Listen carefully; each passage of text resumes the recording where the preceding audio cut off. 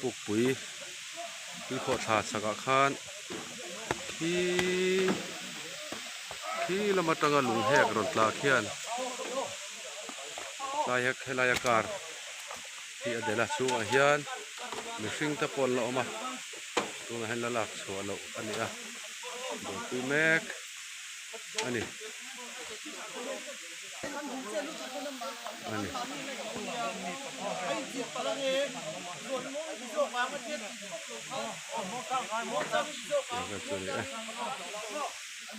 แรงปุ๋ยปลูกปุ๋ยอาให้มอเตอร์เดลอันนี้คุณเฮียนการมีปฐุมันช่วงอินกันเรียถ้าเราครบไม่ให้วิโคทัชักเพชรเวลคานี่